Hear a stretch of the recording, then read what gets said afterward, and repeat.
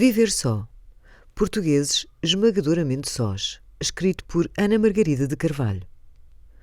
Nunca como hoje houve tantos portugueses a viverem sozinhos, seja por opção, por deslocação em virtude de emprego ou estudo, por divórcio ou viuvez. Segundo o Censo Provisório de 2021, são já mais de 1 milhão o número de pessoas nessa situação, o dobro de há 30 anos. A era da comunicação é, em simultâneo e paradoxalmente, a era da solidão.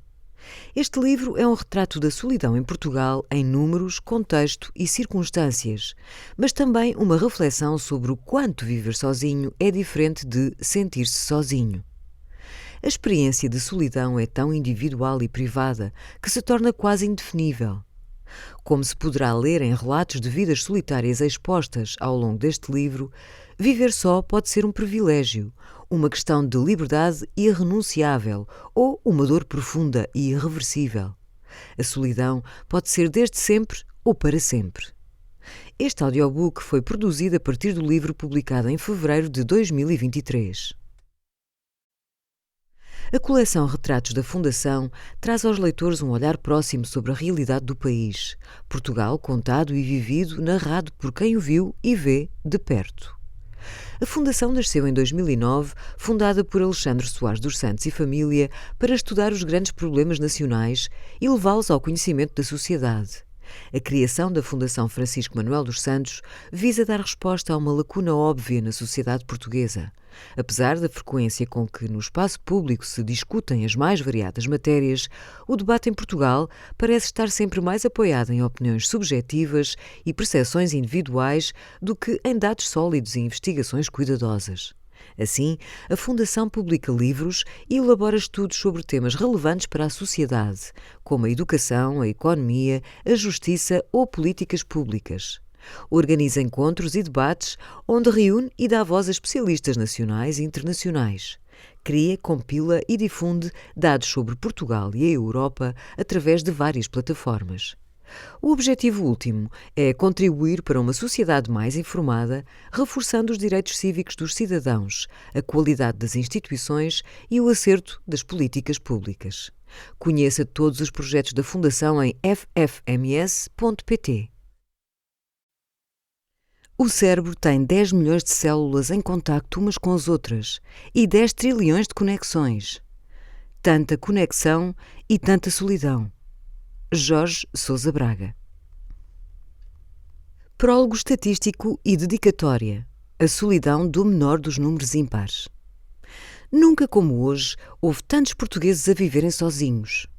Nem no tempo da Primeira Guerra Mundial, nem na Guerra Colonial, ou da vaga de imigração dos anos 60 e 70, causadores, como se sabe, de grandes e amargas ausências nos ambientes domésticos. Segundo o Censo Provisório de 2021, calcula-se que o número de pessoas a viverem sós, seja por opção, seja por deslocação em virtude de emprego ou estudo, seja por divórcio ou viuvez, tenha ultrapassado pela primeira vez 1 milhão. Em 1991, eram menos de metade, 435.864, indica o Instituto Nacional de Estatística. Mas o número de solitários duplicou em 2011, ultrapassando a marca dos 800 mil. E a tendência revelou-se crescente até ao mais de 1 milhão na segunda década do século XXI. Metade deste milhão corresponderá à população idosa, constituída maioritariamente por mulheres, neste caso 90,7 homens por 100 mulheres, percentagem justificada pelo superior índice de mortalidade masculina e, talvez, consequência da rapidez e facilidade social com que os homens retomam a vida em comum, constituindo novo agregado. Os países do Reino Unido, caso que merecerá a nossa atenção mais adiante, ocupam o terceiro lugar da lista dos países europeus com mais gente a viver só. Neste ranking, Portugal posiciona-se em 17º lugar. Cerca de 10% da população reside sozinha, embora a média europeia seja 15%. Apesar do meio milhão de idosos sós, Portugal acompanha timidamente a tendência da União Europeia. Somos ainda um dos países com menos solitários após os 65 anos. A média europeia, sustentam-no os dados do Eurostat, situa-se nos 40% de mulheres idosas a habitarem sem ninguém debaixo do teto, face a 19% dos homens na mesma faixa etária. A Letónia lidera o pódio das idosas solitárias, com 49%, seguida pela Eslovénia e Alemanha, ambas com 45%, Finlândia e Chequia, 44%. Mais abaixo da tabela, Dinamarca, com 33%, Espanha, 31%, Bélgica, 28% e Estónia, com 26%. No entanto, as mulheres sós, novas ou idosas, têm demográfica e socialmente uma vida mais penalizada, como se irá desenvolver nos capítulos seguintes. O envelhecimento populacional, para o efeito, 182 idosos por cada 100 jovens, a litorização do país, isto é, cerca de 50% da população residente em Portugal, concentra-se em apenas 31 municípios, situados nas áreas metropolitanas de Lisboa e Porto.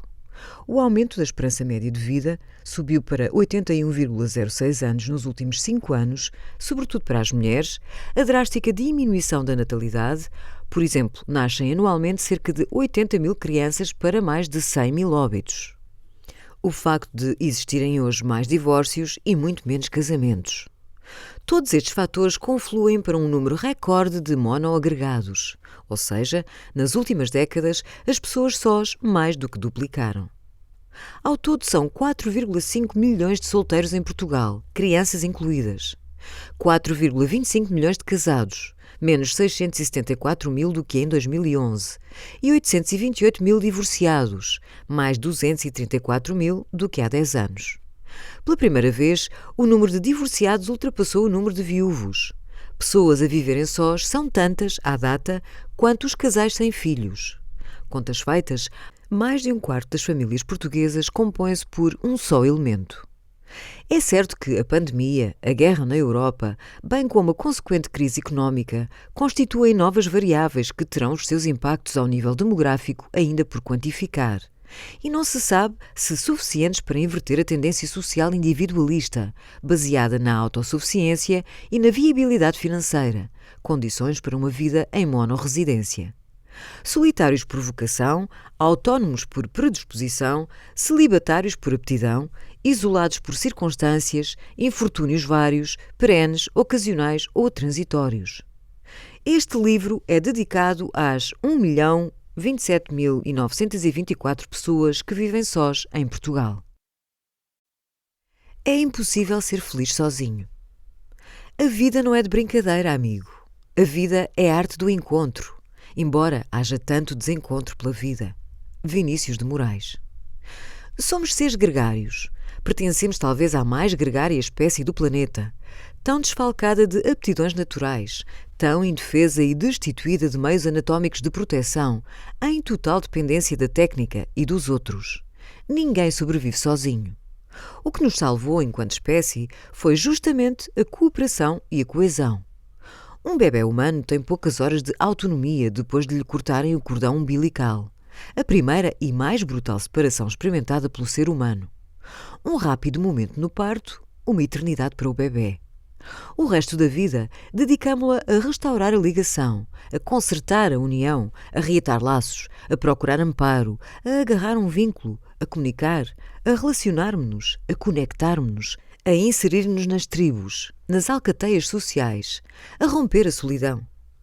Porventura é este o primeiro e último desígnio do homem, chegar aos outros, continuar a pertencer ao grupo e partilhar circunstâncias e experiências com ele. Fazemo-lo através das mais variadas formas, desde as mais cotidianas, de instinto e sobrevivência, de comunicação, até ao amor ou às diversas formas de arte.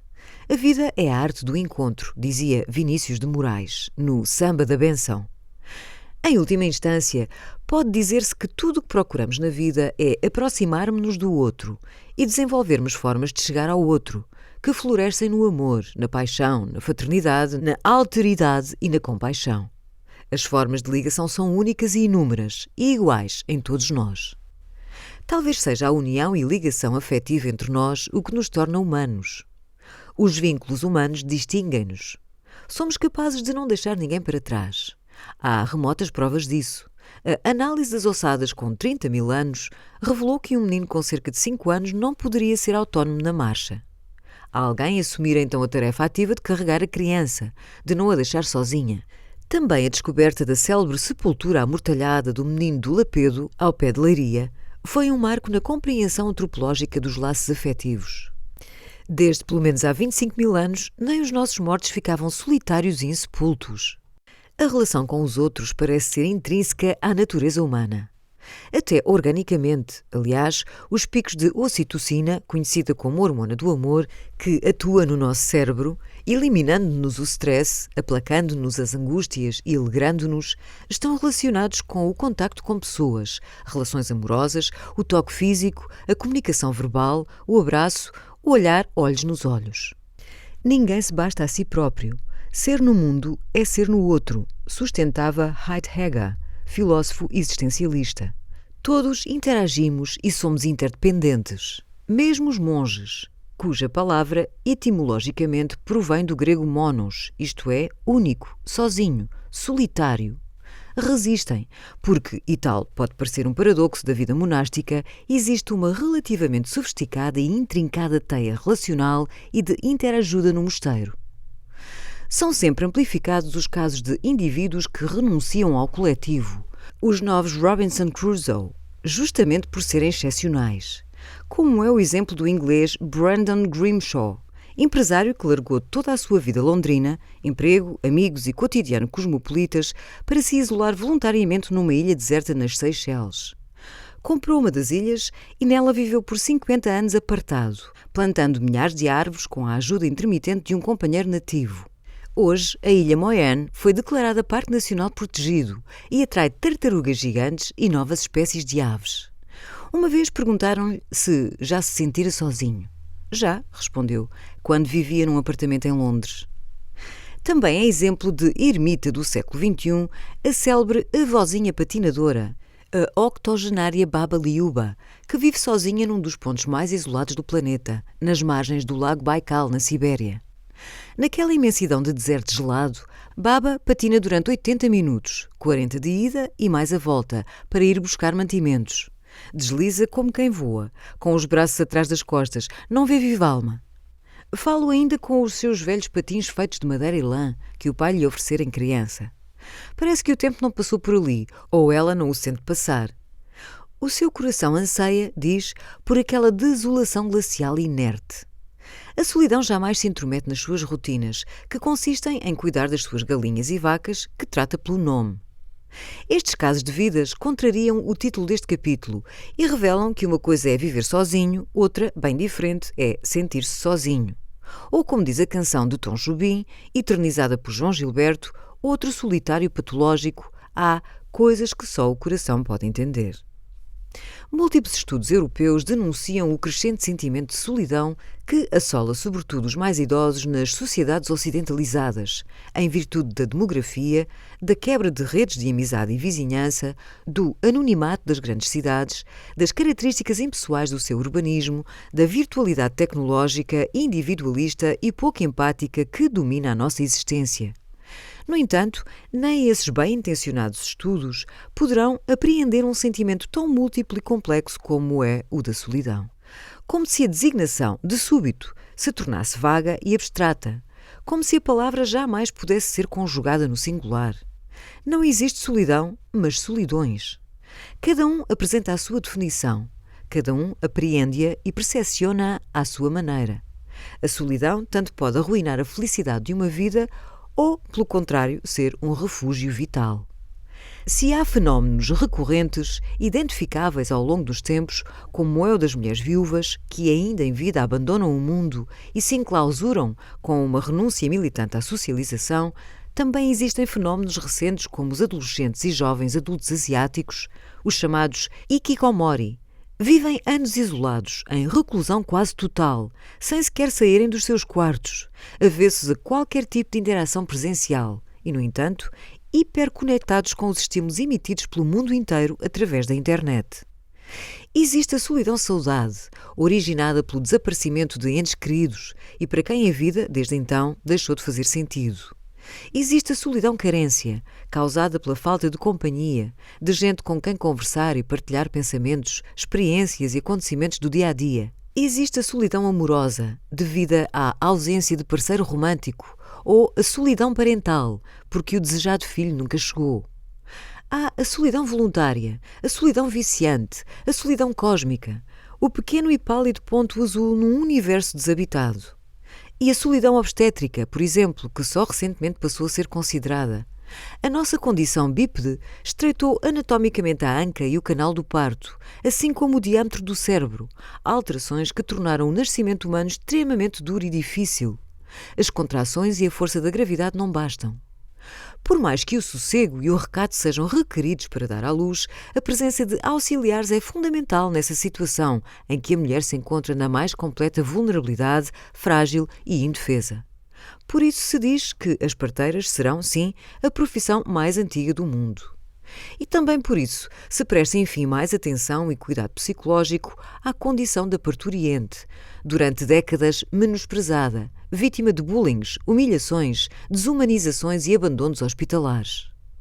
Há a solidão melancólica, que pode, inclusive, potenciar depressões, estados de ansiedade e suicídio.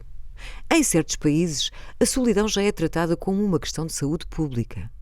Em 2018, o Reino Unido fez história ao nomear pela primeira vez uma ministra da solidão para gerir a epidemia oculta do isolamento e da tristeza, que atinge a marca de quase 10 milhões de britânicos nas mais diversas faixas etárias, provocando demências e mortalidades precoces. Distúrbios estes que custam à economia britânica cerca de 3 mil milhões de euros por ano. Nesse ano, relatórios ingleses revelados na imprensa sustentavam que a solidão poderia ser uma condição mais perigosa do que a obesidade ou do que fumar 15 cigarros por dia. E mais, vários britânicos afirmaram passar dias e semanas sem qualquer interação social. 1 em cada 8 admitia não ter um só amigo próximo com quem pudesse contar. 3/4 dos cidadãos não sabem o nome dos vizinhos e 60% dos residentes dos lares não recebe visitas. Na ocasião da criação da nova pasta, por sugestão da então primeira-ministra Theresa May, definiu-se a solidão como a triste realidade da vida moderna. Em Portugal, não se considerou ainda... Esperamos que você tenha gostado desta prévia. Para continuar ouvindo este audiolivro no Google Play Livros, use o link na descrição do vídeo.